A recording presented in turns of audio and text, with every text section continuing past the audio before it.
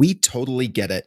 We publish a ton of content on this podcast, and it can be a lot to keep up with. That's why we've started the B2B Growth Big Three, a no-fluff email that boils down our 3 biggest takeaways from an entire week of episodes. Sign up today at sweetfishmedia.com/big3. That's sweetfishmedia.com/big3. You're listening to B2B Growth, a daily podcast for B2B leaders. We've interviewed names you've probably heard before, like Gary Vaynerchuk and Simon Sinek, but you've probably never heard from the majority of our guests. That's because the bulk of our interviews aren't with professional speakers and authors. Most of our guests are in the trenches leading sales and marketing teams. They're implementing strategy. They're experimenting with tactics. They're building the fastest growing B2B companies in the world. My name is James Carberry. I'm the founder of Sweetfish Media, a podcast agency for B2B brands, and I'm also one of the co-hosts of this show. When we're not interviewing sales and marketing leaders, you'll hear stories from behind the scenes of our own business. We'll share the ups and downs of our journey as we attempt to take over the world. Just kidding. Well, maybe. Let's get into the show.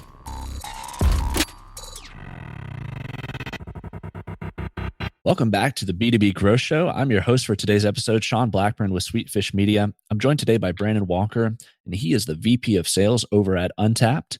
Brandon, how are you doing today? Sean, doing phenomenally. Thank you very much for having us on the show. Absolutely. Always like to talk about one of my favorite subjects, beer. But more seriously, we're going to be talking today about challenges and solutions for selling SMB customers. Before we jump into that, though, you could just tell us a little bit about who you are and your background, and then also what it is that you guys do over at Untappd. Yeah, absolutely. So for those listeners who are unfamiliar, Untappd, the easiest way to explain it, it's sort of like the Facebook for beer.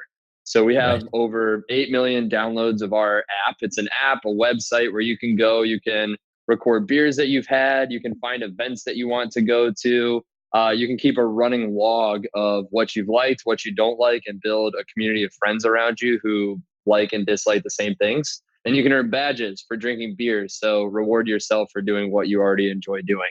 It's a really fun platform. It's totally free and highly recommend checking it out. And in addition to the Untappd app, we also have business services that we sell to bars, breweries, restaurants, liquor stores. I mean, if you sell beer, you're probably a good fit for it. And that's called Untappd for Business. And so we have a team of about 50 salespeople here at Untappd who reach out to those businesses, tell them a little bit more about our product, and get them to use our services to add more value for consumers. And we'll talk more about that product, I'm sure, as the show goes on. As for me, I'm the VP of Sales. Again, my name is Brandon Walker. So I head our inside sales team here at Untappd. And we've grown from about 4 to 50 salespeople in the last 3 years. So we're continuing to grow at a pretty explosive rate. That's fantastic. Congratulations.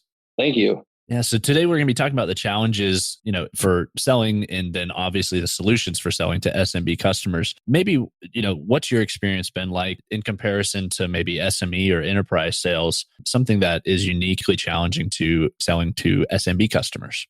Yeah. So I like to consider us at Untappd, we're at least becoming experts on the subject of SMB sales. Obviously, there's a ton of variability, and we sell specifically to places who have beer and alcohol. So that comes with its own inherent list of challenges. But there are a few things that tend to be consistent when selling to SMBs. And so obviously, put yourself in the shoe of an SMB business owner. So a mom and pop, somebody who owns a bar, restaurant, somebody who owns an HVAC company, or a plumber, you can run the gamut.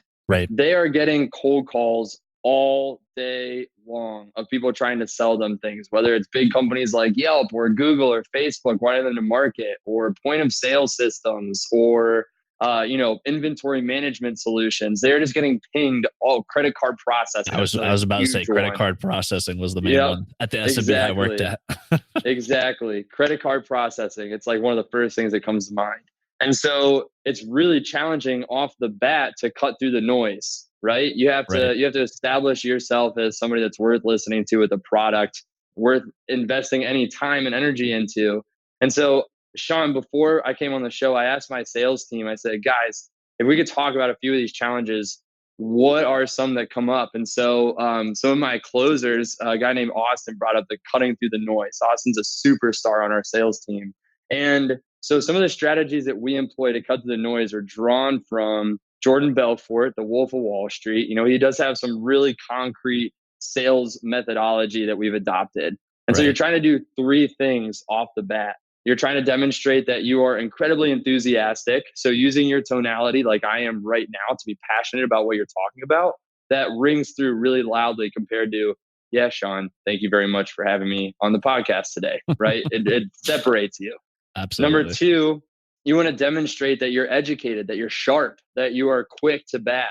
And so having some prime statistics or demonstrating that you have a knowledge base about their business in the first 30 seconds, a quick quip just to demonstrate that you can think quickly at a high level, huge. They want to know that they're doing business with somebody, intelligent and educated that can help their business.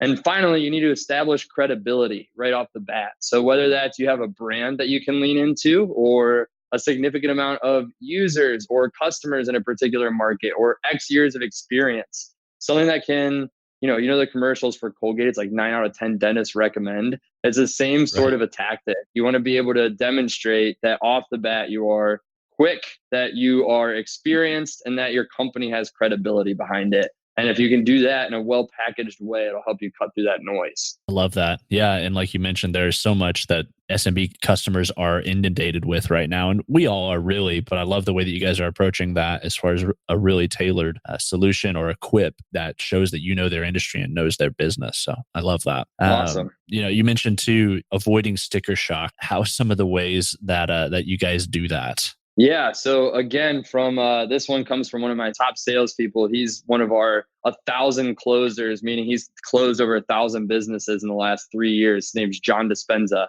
And John recommended talking about teaching the value of ROI. So again, let's put ourselves in the shoes of this SMB owner. A lot of people start a bar because they love hanging out with their friends and grabbing a beer. They're not necessarily super dialed in business people with robust P&L sheets and a good idea of where their business is going to grow in the next 5 years. And that's consistent across a lot of SMBs. There are absolutely exceptions to the rule, but we're generalizing, right? Sure. So one of the things is finding a demonstrable way to present a tangible ROI to the person that you're selling. Because at the end of the day, if all they see is price and they don't understand the value inherent in that, then most of the time the default answer for an owner or a general manager of an SMB is going to be, we default to no on these things. You have to push through that barrier. And so some ways that you can demonstrate ROI, if you have a product that increases sales or marketing efficiencies or gets your name out there more, use as many terms to tie it back to that growth in income that you can, or in revenue that you can. So for example, try to, if you have a solution that offers marketing, try to dive past impressions and dive into conversions from the impressions that you get. That's bringing them as close as they can get to, these are the number of people that are going to be coming through your doors that will increase your revenue. If what you're selling improves efficiencies for the business, maybe it's something to help them run their plumber more efficiently. Talk about how many hours in the week, in the month they're losing by doing this redundant task that your software or tool solves, and make it a really critical pain point for them. At the end of the day, people don't care as much about money. It's about the value for the money that I'm spending. When I say people, I mean as it associates to a business. How is this going to help me grow my business for the money that I spend? Definitely think that that's really key in order to really tie it back to real dollars, real cents. And a lot of the SMBs, they're very practical people. So being able to bring it down to what affects them on a day-to-day basis, I think is a super powerful tactic and a super powerful approach in order to help you get over, like you said, the sticker shock. You're totally right. Yeah. If you have the fortune of getting an owner or an operator of the business that really is hands-on and in the weeds day to day, being able to talk to, hey, you continue to do these things redundantly or frustratingly, let me help. That's a really powerful message. I totally agree. All right, today's growth story is about search engine marketing. Clear Company is an HR tech company that was doing a lot of things right. Their messaging was clear, their product produced incredible results, but they were struggling to drive qualified traffic to their website. Then they found Directive Consulting. a B2B search marketing agency. Within the first 12 months of working with Directive, Clear Company was able to increase their qualified lead volume by 157%. I have a hunch that Directive can get these kind of results for you too. So head over to directiveconsulting.com and request a totally free custom proposal. That's directiveconsulting.com. All right, let's get back to this interview.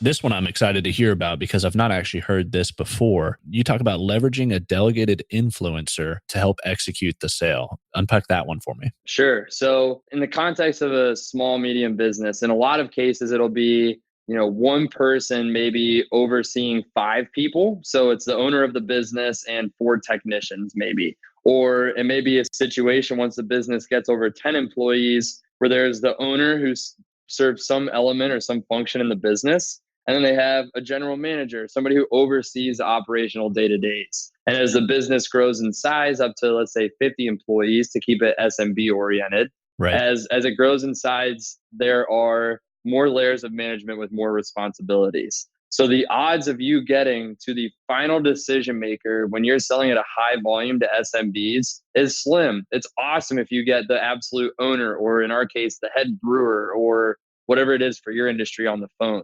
Right. And so it's important to develop strategies that allow you to communicate with this middle layer of management in a way that continues to drive the default message as yes instead of no and making a purchasing decision. So this one was brought to me by Adam, one of our, again, a closer on our sales team. And so what Adam talks about is how emotional you can make the sale for an individual. And you nailed it on the head, Sean, when you said that when you're in the weeds day to day dealing with this stuff, if you can speak to that, it really rings home. It really resonates. And so what we try to do is, rather than selling let me exemplify with our business. Let's say I'm calling a restaurant. The restaurant obviously has an owner, but then there's a general manager and shift managers that oversee the staff because the restaurant's running a lot of the time, right?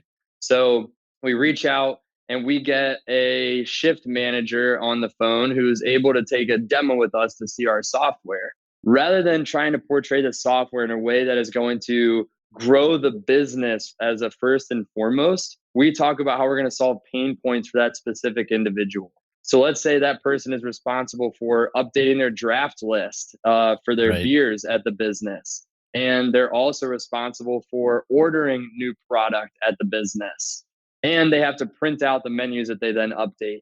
Rather than talk about here's the ROI from a marketing standpoint, and here's how we're going to save your entire staff time and energy, I specifically will talk to that influencer and say, you're spending 4 hours a week right now on updating your menus and printing stuff. We can automate that, right? You are currently trying to order beers and products that you don't have a lot of information on. Use our data and analytics to help you order stuff that people actually want to drink. And when you're able to talk to them about how we're going to solve problems for them, you see their eyes light up. So they are super tied to this as a solution that they need for themselves. And they're emotionally invested in influencing the final decision maker. And so when you have them as an internal brand advocate and an asset for you on your team, it makes it a lot easier to then parlay the conversation to the final decision maker, where you can sell them on those other tangible benefits for the business beyond that one influencer. And we found that to be really powerful. Absolutely. I could see why. And apart from even the sales side of things, I could imagine that it also helps with customer success to have an internal brand advocate emotionally tied to the implementation of the software or whatever the solution might be. You're right. I mean, yeah, think about it. The person who's delegated the responsibility of assessing whether it's a viable solution for their business, they're probably going to be the primary users of, in our case, the software after the fact. So having that rapport and that relationship definitely helps for us retaining customers and building on that relationship.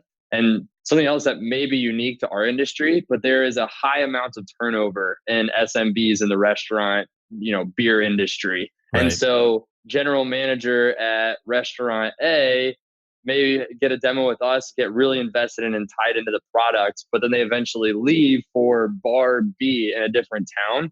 They're taking that relationship and the value that software added for them to this new business, and it serves as sort of a referral network as well. So in addition to the customer success, it is actually a marketing point for us given the potential uniqueness of our industry. Yeah, that makes a lot of sense as well. So you said that you guys have gone from 4 salesmen to 50 on your sales team. I couldn't let you get away without asking about your experience with growing your team like that. What do you think has been the key to such explosive growth? Oh man, that's a really good question. So fortunately, we have a product and a community that's really supportive of us. So the product, both the Untappd app that everybody uses and the business tools that drive that app, we have a great slew of customers all around the world that are big advocates for us and us for them. And so that creates sort of a natural, growth cycle. As for us from a business perspective, one of the things we really invested a lot of time and energy in was training up our middle managers. And so leadership continues to, perpetuate. You can keep the same message, the same culture in your business if you're able to get all of the leadership at every level marching to the same drumbeat. And so the time we took to invest in that has helped us sustain the growth with, fortunately, no division in the business that we've been building. And it's really exciting to be a part of a team that's cohesive in that. Absolutely. Any particular drumbeat that you felt like was super helpful for even your middle managers as you've been training them? Like anything that you guys hone in on specifically with that? Yeah. So for our sales team in particular, we built a sort of a list of culture tenets that are, how do we act? How do we behave? And so the goal here is you're not gonna be able to protect every scenario, but you can generalize. This is how we communicate internally with potential customers, with current customers, with partners. And it's not just about communication. I can give you a list of, we talk about things like controlling your mindset and keeping a positive mental attitude, or remaining disciplined and working with a sense of urgency, trusting leadership, communicating with the right people at the right times about the right topics. And so when you have these tenets really drilled into each layer, it becomes a mantra, it becomes a heartbeat, so to speak, for how we operate. I love that culture piece that you guys have built there. So just to pull the curtain back, that wasn't a question that I had prepared for Brandon. So that's definitely been nailed into his brain. All that's from memory. So that's fantastic, Brandon. Anything else that you feel like you'd like to share with people as far as challenges and solutions for selling to SMB customers? Maybe someone who's doing this day to day, any sort of encouragement you have for them? Yeah, if you are a salesperson selling to SMB specifically, so you're actually dialing the phone, you're actually hopping in and talking with these people, I'd love to hear from you. I'm always interested in, helping folks improve their processes and talk through other ways that you can, explore. And so my email is just brandon@untappd.com. A couple of words of encouragement: stay resilient, stay positive, and ride the waves. You're going to be on a roller coaster. Some weeks you're going to be on fire. Some months are going to suck. Just stay as calm, cool, and collected as you can and trust the process. If you are a sales leader, I would also like to hear from you and help provide some advice if helpful. Trust the process, same sort of a thing, but really, really invest the time and energy if you're leading a team in putting together a culture statement and focusing your attention on keeping people aligned. There's a book called The Messy Middle by a guy named Scott Belsky. He was started a company called Behance. That book is awesome. It talks a lot about culture and how to keep people bought in when times are tough for your business. And it's very specific to team building and orienting a group. So I highly recommend that one for folks as well. Perfect. Thank you so much for sharing that resource. Definitely will have that linked in the show notes as well. And Brandon, this has been a great conversation. I love your perspective on how to overcome the challenges and create solutions for selling to SMB customers. So thanks so much. If anybody wanted to connect with you on social, or I know that you mentioned your email, but is there any other spot that you would like them to do that? Or if there's by chance, any sort of business out there that could use your services, what's the best spot for them to go for that as well? Yeah, absolutely. You can find me on LinkedIn. So I'll send you my LinkedIn, Sean, for a link to that. And then my Twitter is Making Big Waves. So I'm on Twitter more than Instagram or Facebook or any of those. So you can find me there. Perfect. Well, Brandon, thanks again for being on the show. Definitely appreciate your time and your perspective. Awesome. Yeah. Thank you very much, Sean. It was great to chat with you, and thank you for letting us have the time. Absolutely. You have a great day. You as well. Digital marketing agencies have a tough job. You have to stay on top of the latest marketing strategies for your clients and your agency. What if there was a way you could address both at the same time? Imagine your agency putting out content with greater quality and quantity. Envision bringing your clients a turnkey solution for one of B2B marketing's fastest growing media strategies, podcasting. You know all those clients asking for your help with their account-based marketing efforts? Picture being the first to bring them the idea of content-based networking, showing them the proven strategy for breaking into their most coveted accounts. Here's the concept. Sweetfish Media is looking to work with a limited number of innovative agencies interested in a new partnership model. We produce a podcast for your agency. You introduce the power of podcasting and Sweetfish services to your clients. Everybody wins. Learn more at sweetfishpartners.com.